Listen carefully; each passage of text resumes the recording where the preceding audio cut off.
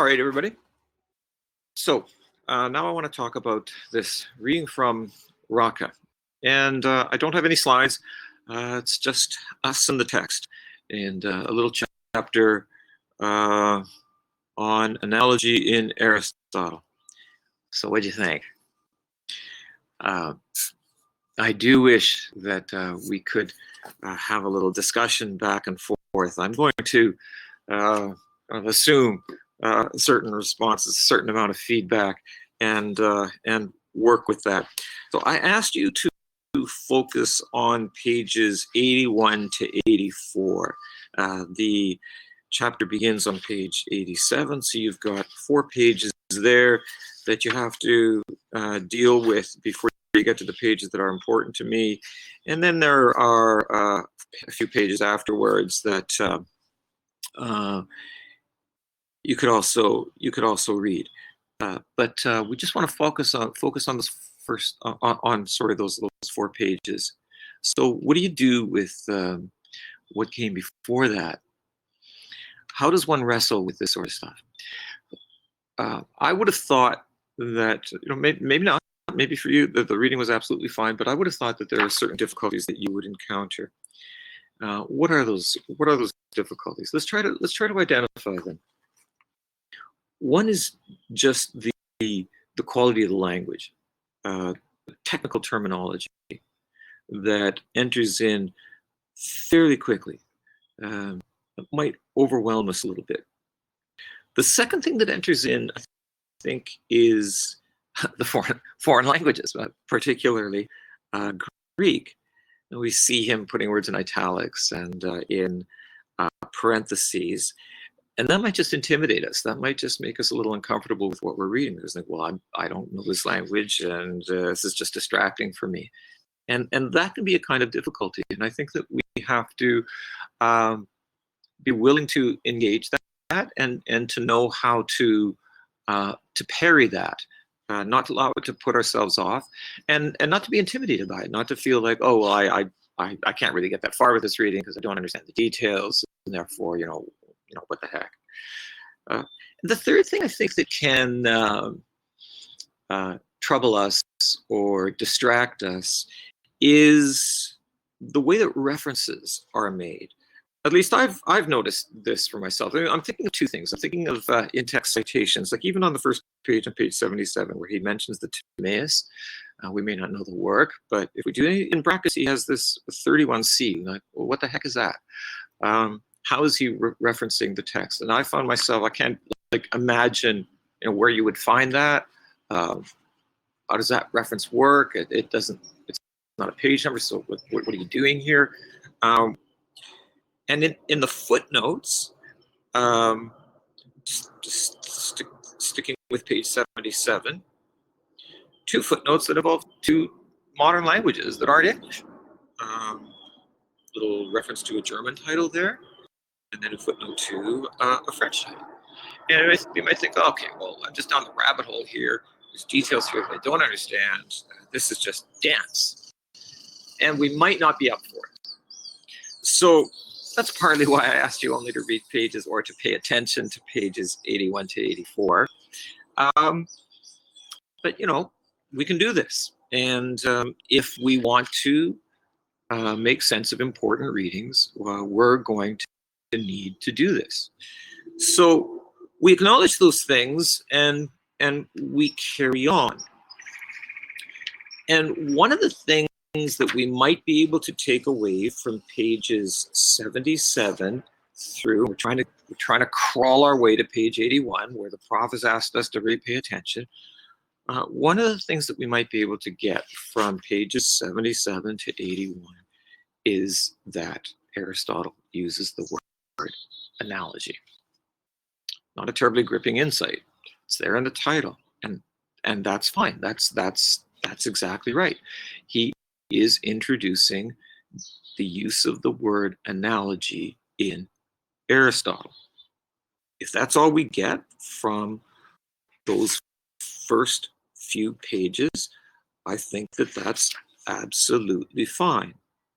Something else that we might take away from those first few pages comes on page 78. So you think, okay, it starts on page 77, right?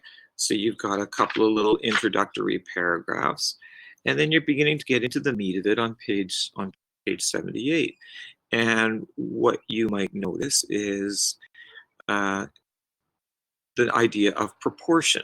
On page 78, he talks about as A is to B, so C is to D. You may remember this from high school mathematics, somewhere along the line.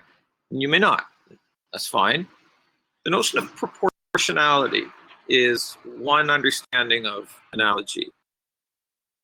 But by the time you get to page 80, you might have picked up the idea that he's saying, that Rocca now is saying, wait a minute, yeah, that's the basic idea of analogy in Aristotle, but there's more besides. So, if from those opening pages you got those two things, one, he's talking about analogy, two, that there's a certain definition of analogy, proportion, that doesn't quite cut it, doesn't quite encompass everything that Aristotle means by analogy, you'll have done really well.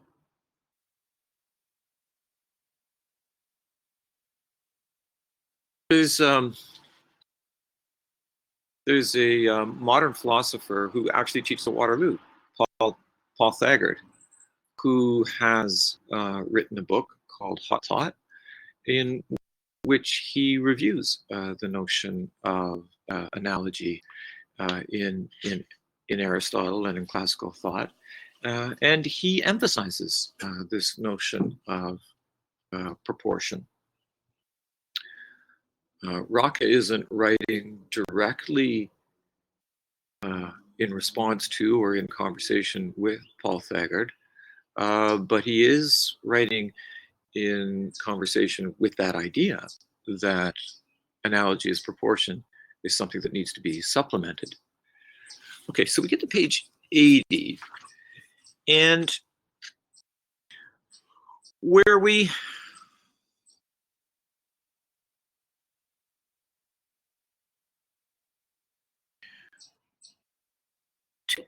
two things that I think you might notice on page 80.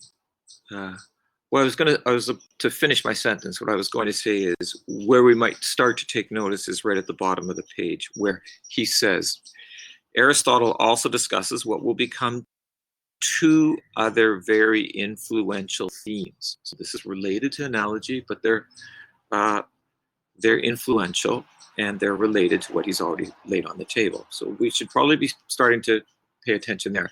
But let me just backtrack a little bit and notice at the top of the page on page 80. Do you remember when I've told you that in the way that you read Augustine, don't worry about thinking about whether or not Augustine proves his points. Try to inhabit his prose. Try to think with him about the reality that he's trying to conjure for you. Look at what Rocca says about Aristotle. He says, in an important remark from his Physics, and then you get another strange way of citing the text, Aristotle informs us that analogia does not prove the existence of the reality structured by the four-term proportionality. Rather, blah, blah, blah, blah, blah. So we may have noticed that. We thought, oh, okay. So what Klassen is doing for us in telling us how to handle the ideas from Augustine, there might be a kind of relationship here. You may already be tapping into something that is part of the ontotheological synthesis or the pre-modern ontology. Right. Okay. So somehow the very notion of proof is something that we have to give up or hold lightly when we think about this pre-modern ontology. Right. I'm just going to take a little momentary break there, and I will be back. Here are two things that I find kind of strange and interesting about the digital technological environment. I think they can be related to the course. And you might even want to write your term paper on this theme in some way. One is you don't know how long the break is that I just took. Was it a pee break? Did I need a snack? did I take? Maybe you can tell from the position of the sun. Did I go have a nap? You don't really know. I know, but you don't know. But here's the other thing, that you know that I don't know. At this point, I want to turn to the pages that I really wanted you to focus on, pages 81 to 84. And I don't know how long this is going to take me. I think this is going to take about 20 minutes now. But I don't really know. But you know, because you can see the length of the lecture. And so you know how long I go on and on for in these next few pages. I find that interesting. And we're talking about degrees of knowledge, and we're talking about knowledge in a technological environment. And we are talking about something that is like, is it utterly known? Are we distanced? What is the relationship between the knower and the thing known? What technology influences that? Okay, that's a bit of a distraction. Let's get on with it.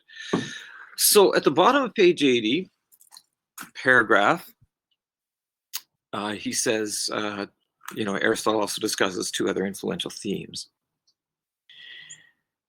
Gives us a phrase, couple phrases there.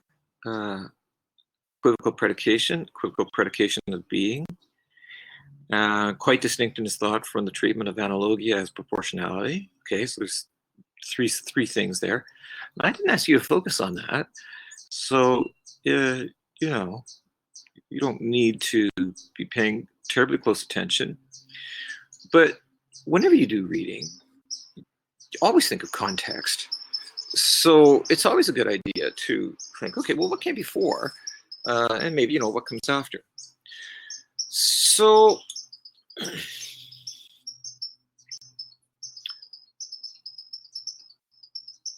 let's pick it up in the paragraph then that begins on page 81. The classic text for equivocal predication in general is from categories 1.1a1 to 12. Again, don't need to worry too much about the reference system, even though it is good to know. And sometime with some of these texts, you want to go to the library, you want to take them off the shelf. Obviously, more difficult to do right now, and you want to figure out how it is that these citations work. At least it was always important for me to learn how to do that so that I could imagine myself into the text. And of course, I wanted to be doing the readings from the primary source eventually anyway. Okay, so the word equivocal or equivocal predication is going to be important. Before we get into it, glance down in that same paragraph, and you'll see that the word univocal, or at least the form univocally, is used as well. So we've got equivocal and we've got univocal. I've already put these terms in the summary, so we know that they're important. And if we read this, if we're able to read this paragraph with attentiveness, without being anxious about the terminology, the citation system, the footnotes at the bottom, if we're able to not be overwhelmed by those distractions, I think we should think that these two terms are important here. Not a very long paragraph, and these two things are important in it. Okay, what does he mean by the word equivocal? He remarks that things are equivally, bracket, homonyma, named when they have only the name in common, while the definitions for the realities themselves are different. Okay, so somewhere in there is the definition.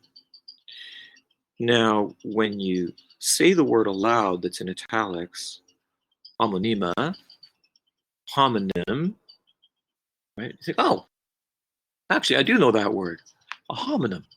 What's a homonym?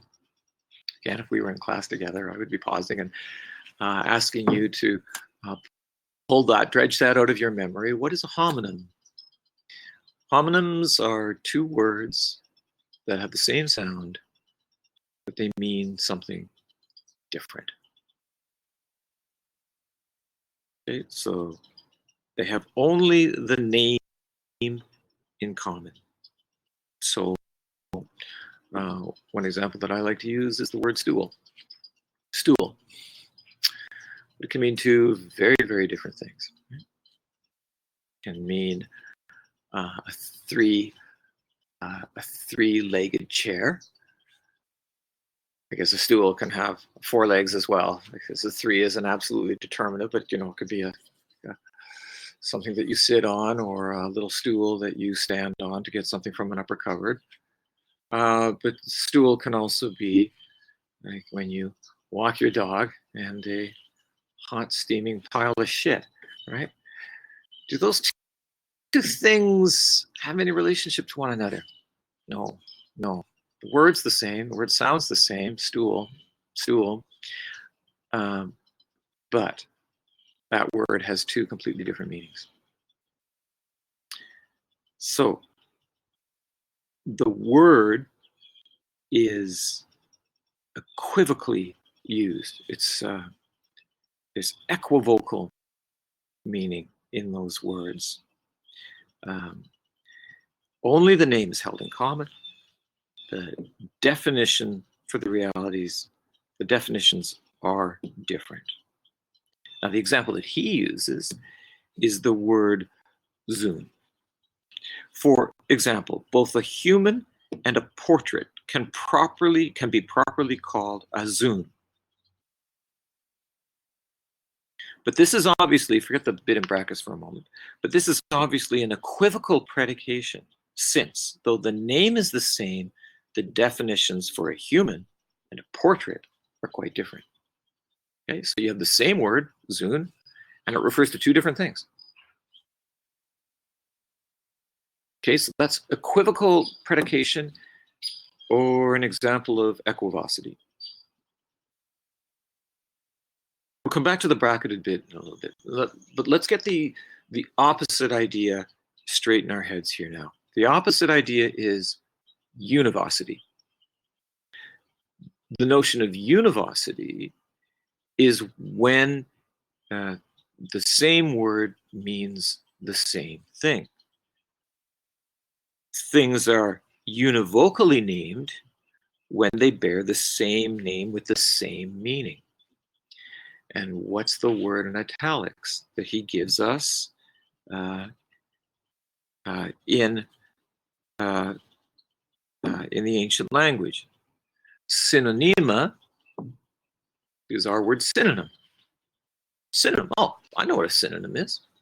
Two words that mean the same thing. It's a synonym. So that's univocity. It means the same thing. And the example that he uses is that, look, a cow's a Zoon and a human is a Zoon. Why? Because they're both animals. It's the same thing. A human and an ox are univocally called a Zoon, for the identical name, Zoon, also carries an identical meaning in each case. Right. So, what's going on here?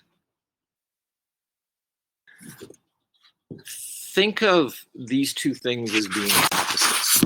Think of these two things. I got my hands here. I guess I need to, if I hold them way out here, you're not going to be able to see them on the screen. But maybe I'll back up a little bit. So they're opposites. When you think of when you think of equivocity, you think of terminology that is just completely different, and it's the realm where things are disconnected from one another. When you think of univocity, on the other hand, things are exactly the same.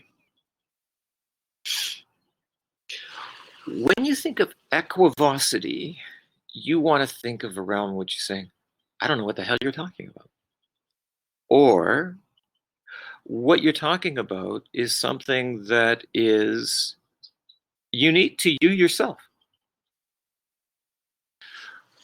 When you talk univocally, you think, boy, this is boring. You just keep saying the same thing over and over and over again. I know exactly what you mean.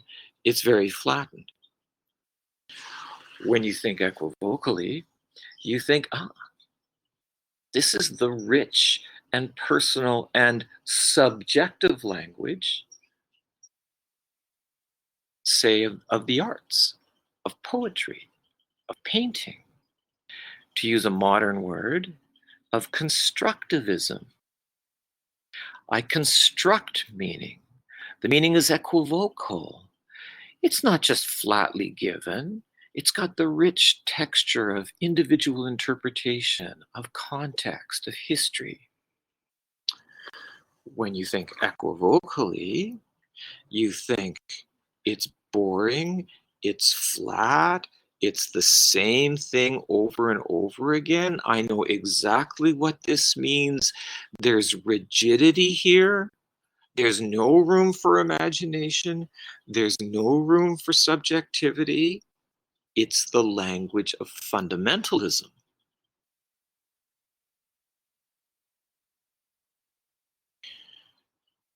Univocal predication, you know exactly what you're getting. Equivocal predication, you don't know what the hell you're getting. We tend to think in our postmodern days that all predication is in fact equivocal predication. And we tend to value that because that seems to give us the most freedom. I can mean whatever I want to mean. I have the freedom to do that. Speech is artistic. Interpretation is artistic. But there are problems with this. There's a limitation with this. And not to put too fine a point on it, the limitation with equivocal predication is something like fake news. Right. Okay, so freedom of interpretation is all fine and good until you put that into the hands of a certain kind of political agent. And it doesn't just have to be Trump. It can be any tyrant. It can be any group of people that has control. And it may be that they think that they're speaking in the best interests of everybody, but they're speaking perhaps in their own best interests. So equivocal predication can sound all nice and alluring, constructivist, freeing, etc., but it has certain problems that attend to it. I noticed personally that constructivism was a very popular word up until 2016. And when it was realized, oh, you can put constructivism in the hands not only of the current postmodern thinker, you can put constructivism in the hands of someone who is, very interested in preserving their own power, whatever the cost. Oh, suddenly it looks very different. So equivocity has definite limits. Univocity has certain problems with it that attend it as well. Again, you think, okay, it's flat, it's unimaginative, it's uncreative.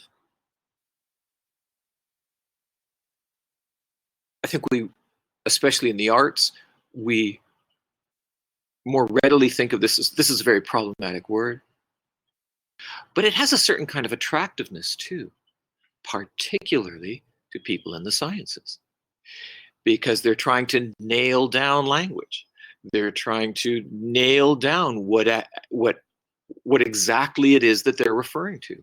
And what they want to do is overcome the ambiguities of language so that they can convey their meaning clearly. So there's a certain attractiveness to univocity, even though it has fundamentalist tendencies. So univocity and equivocity have their own strengths and their own weaknesses. Just pausing here and pursuing this thought a little bit. Some of you maybe, have a background in history or be history majors. What do you think? Is history an art or is history a science? Is it an art or a social science?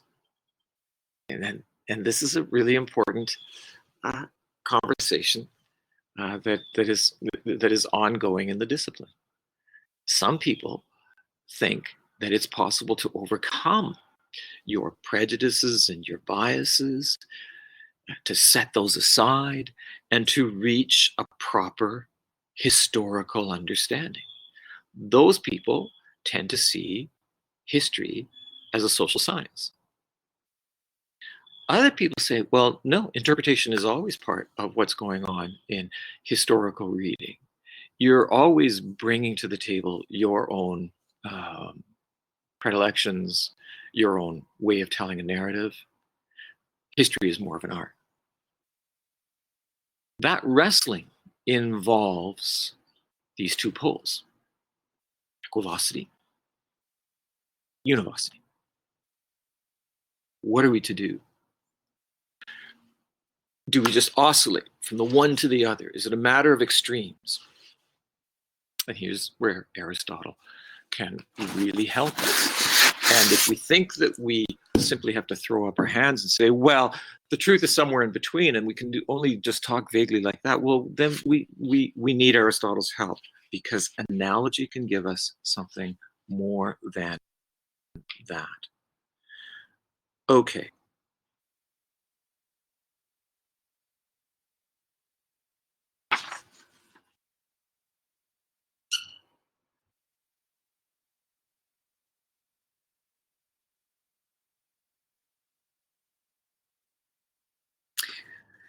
Let me take up now this, there's a kind of a hesitation in the way that Rocca has just introduced equivocity and univocity in Aristotle. And I'm going to take up this detail now because it does introduce where he wants to get to on pages 82 to 84. You'll notice that the word Zune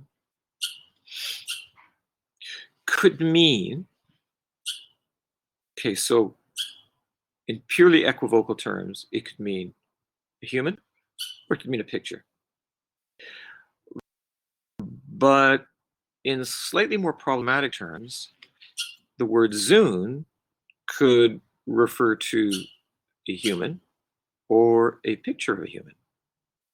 And so that suggests a kind of vagueness. It's not simply equivocal, and it's not simply univocal, as when the word Zune is used to refer to a human or a cow. So the reason why Rocca introduces this here is because he is already pointing to a kind of middle ground that he wants to specify. And what Rocca is doing is he's saying, look, I'm not doing this. This is already there in Aristotle. Aristotle's doing this. What Aristotle is a good teacher. And he's beginning to, edge his students away from pure equivocity and pure univocity by giving a complex, fuzzy example, the word Zune, where Zune could mean human or a picture of a human. And in that paragraph at the bottom of page 81 over to the top of page 82, he's teasing out what that looks like. And what I want you to notice is at the top of page 82, where he says, Aristotle demonstrates a shrewd pedagogy, that means a teaching strategy, in keeping Zune as his example for both equivocal and univocal predication, For his point is, and this is really the point of the whole reading, that the bare predicate itself is neither univocal nor equivocal, but must be seen in relation to its possible subjects before a decision can be rendered. Okay, now this is really important for thinking about language, thinking about debates. Words are not simply sitting there to be interpreted on their own. Words have to be understood in context. And in saying that, we are not saying that, well, therefore words are equivocal and that context determines meaning. No, he's saying that they're neither univocal nor equivocal on their own, but that words themselves have to be understood in terms of what they refer to. Okay, so what this does is it complicates a lot of contemporary debates. And it complicates an easy understanding of postmodernism as a free-for-all, for example. Okay, so that's where we're going. He's just kind of drip feeding his main point that he wants to get to as he gives us a rich understanding of the word analogy. On page 82, he says Aristotle envisages three meanings for equivocity. Okay, so there we go. So we're complicating that first definition of equivocity from the beginning of the chapter right through to page 80. So he's complicating that. And then if you look down to the next paragraph on page 82, he says other texts also show how Aristotle can oscillate between pure and broad equivocity. So is this pure equivocity? Is this something else? So we're doing that. Get a couple more Greek terms here that are a little bit problematic. Okay. Where I want to pick it up, where I really want to pick it up is on page 84, but let's just tease out what happens on page 83 as well. So we've looked at the paragraph, the top of page 82, bottom of page 82, and notice at the very top of page 83, this phrase, but with a reference to one. Just want you to note that phrase.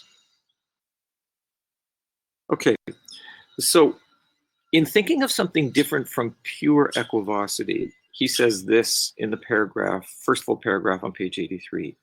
In his commentary on Aristotle's topics, Alexander of Aphrodisias states that terms predicated in many ways are also called equivocal and ambiguous. Okay, so the word equivocal is being used here, but it doesn't mean what it first meant as the simple opposite of univocity.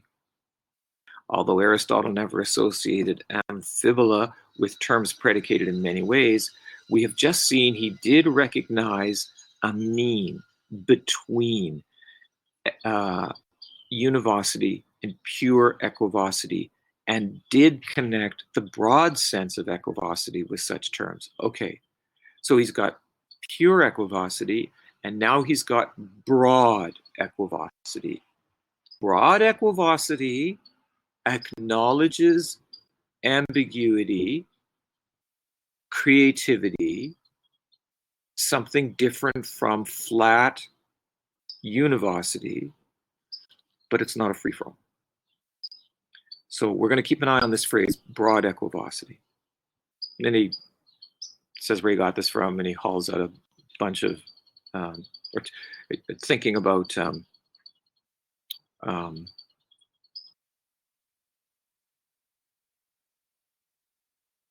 people who worked with Aristotle's ideas coming out of the Arab tradition.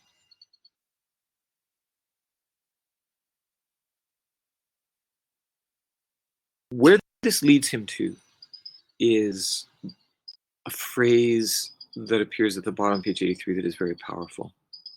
The discussion of a term's being said in many ways, often translated below as multivocity, especially flourishes in the soil of Aristotle's metaphysics with its thinking about being. Okay, we don't particularly care where this happens in Aristotle. It'd be good, go away, read the metaphysics, fine, you'll find it. Doesn't matter. Since the multivocity of being functions as a mean between univocity and pure equivocity, he often provides the same three examples of multivocal predication. Okay, so we're going to get to the three examples, and they're what really matters. I'm going to focus on one. But the phrase that's associated with that is multivocal predication, okay? Or multivocal equivocity. So multi means there's a multiplicity of meanings here. There's not flat fundamentalism, rigidity, pure science, but it's not pure equivocity. It's broad equivocity, and now this phrase, multivocal predication or multivocal equivocity. That's the phrase that we want. What does it mean? Right. So now we get to the heart of the matter on bottom page 83 and on top of page 83. He uses three different examples, one from the realm of the idea of health, one using the notion of the medical, and then the third one is the very idea of being.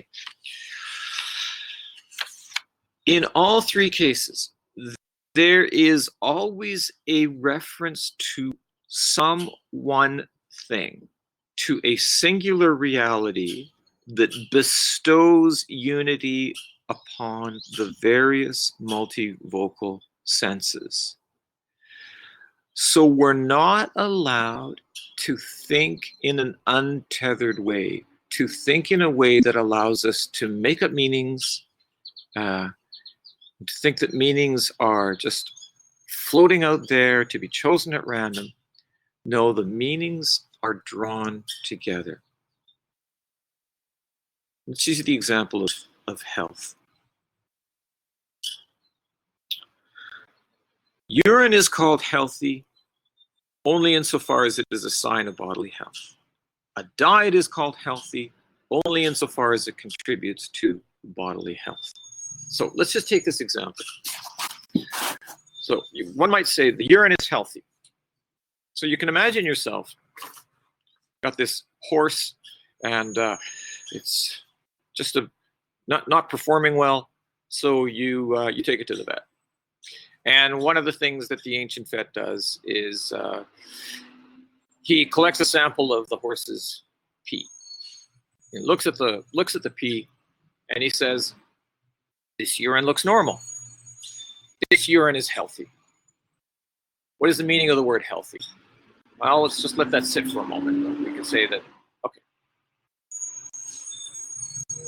the urine is healthy. Next thing that we might say is, sorry, I've got my garbage truck going by here for just a moment. Next thing that we might say is that, right, okay, well, if you want a healthy horse, you've got to feed it the right food. So you might ask the guy, what kind of food are you feeding it? That sounds good. That's healthy food. So you got healthy urine and you've got healthy food or a healthy diet. What do these words mean? These words take their meaning from the notion of a healthy horse. Not necessarily the horse that you've brought to the vet because it's not healthy. We're just thinking, what's our point of reference here? Well, we know that the way that a horse is supposed to be. We know what a normal horse looks like. We know what a normal horse behaves like. We know what a normal healthy horse is. So the notion of healthy urine or the notion of a healthy diet take their specific multivocal meaning from the notion of a healthy horse, from some one thing. Now, that some one thing, the healthy horse, isn't a point of univocity. It doesn't reduce the richness of language to flat fundamentalism. There's room for flexibility, for creativity, for ambiguity, but it's not at the same point, at the same time, you don't have the liberty to say, well, this means whatever the hell I want it to mean. No, within that context, when you're talking about health as related to the urine and the diet of the horse, the word healthy has a range of possible meanings, but it's not just a free fall. It's not pure equivocity. The meaning is a form of analogy. There's some kind of singular reality that is binding things together.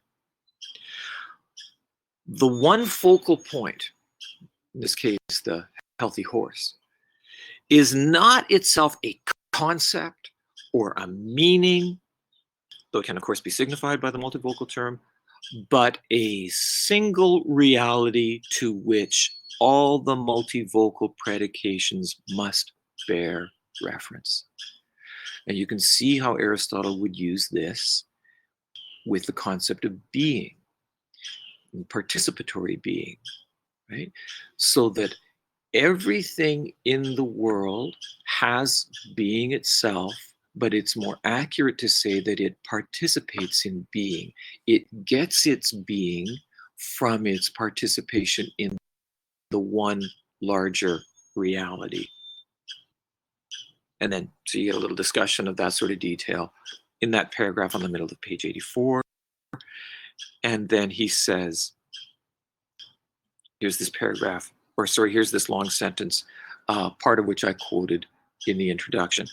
The mention of nature, principle, something, and one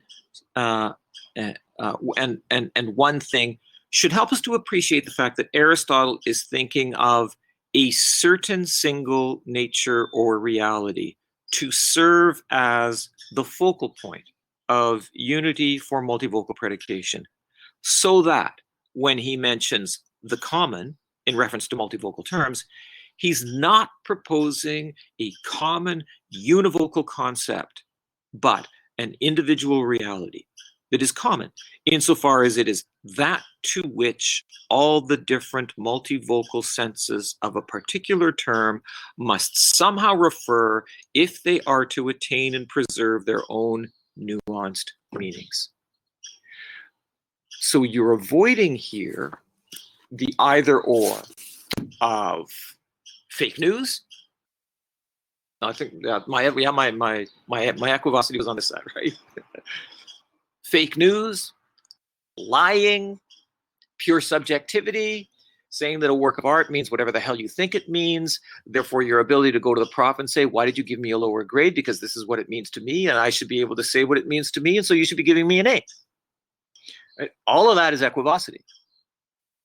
Doesn't mean that, but neither does it therefore mean, because if you resist that and you say, well, no, you don't just get to say whatever the hell you want to say about Shakespeare, and I'm obliged to give you an A because you said it and you really believe it. No, I'm not obliged to give you that. That doesn't mean that I'm a fundamentalist, that I'm rigid, that it has to be, exactly what I think about the text. No, there is a realm for resisting that and resisting fundamentalism, rigidity, and saying, well, actually it's science that calls the tune. Everything has to be reducible to a scientific understanding. No, it doesn't have to be that either. So multivocal predication or analogous thinking in this rich Aristotelian way allows you to develop your intellectual understanding of language and about dialogue and working through tough issues in a way that avoids both extremes. And I think that's a really important contribution that Aristotelian thought, that the ontotheological synthesis can give to us, and that we have, kind of forfeited by privileging in modernity the notion that naturalism and science and a scientific understanding of the world is really what we need to get by with things. So even if you think of something like the pandemic, to let the scientists find the answers, it's not that easy, is it? It's not that easy. Of course it's important. Of course it's important to pay attention to the scientists. Of course, we don't want to be reckless about vaccines and so on and so forth. But pure science, or even the science of the epidemiologists, cannot fully account for the complexity of how humans thrive in their environment, need to be with one another, need to know that there is meaning to their lives and to their present situation, need to be able to get outside, go for a walk. These things matter. And technology, Zoom calls, learning online as if nothing has changed, doesn't quite cut it. There's more going on than that.